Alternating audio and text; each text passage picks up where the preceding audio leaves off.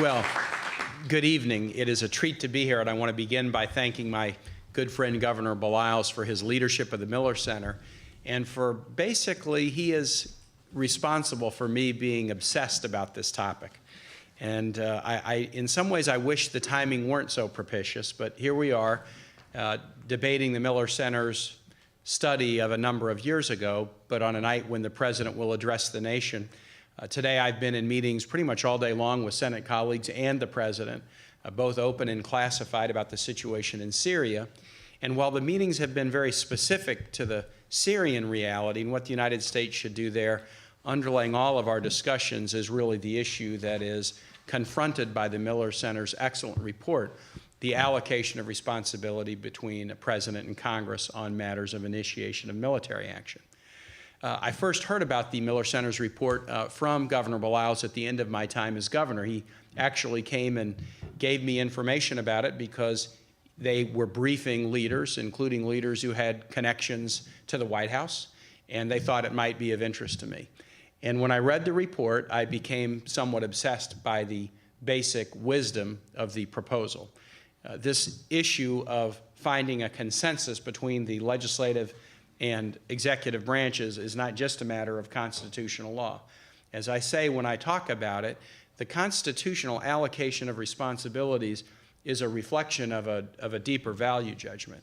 And in my view, the value judgment is this: it's not right to ask men and women to go into harm's way on behalf of the nation if there isn't a political consensus supporting the mission that they have to sacrifice for. We've got folks in uniform here who are, I imagine, students both at the Naval Academy, and they may be ROTC students at GW. My oldest son is a GW grad, class of 2012, naval option, naval ROTC Marine option, currently in the basic school at Quantico to become a Marine officer. And so these issues matter to me as a matter of constitutional law and policy, but they matter to me very much as an American, as a Virginian, and as a father. We need in the political class to reach a consensus so that those who we ask to carry the burdens of battle will know that they are supported. And ultimately, that's the value judgment that underlies the constitutional allocation of responsibilities. I'm happy to be here tonight because I'm looking forward to hearing the debaters tackle this topic.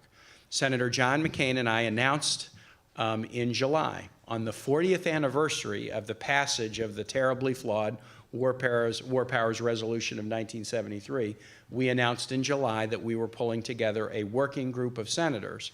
And we are using the Miller Center proposal as our starting point for discussions with senators about how we might take that 1973 Act and dramatically improve it, respecting the constitutional prerogatives of both the executive and legislative branch, but establishing a clear consultative process going forward.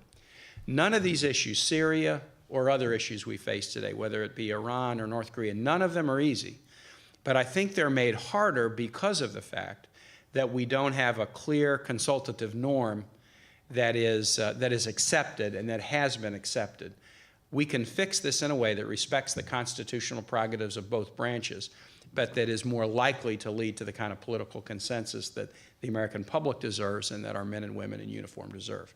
I look forward to hearing the debate tonight, and again to Governor Baliles, to CEDA, and to George Washington. Thank you for hosting, and to the debaters, best of luck. I'll be taking notes.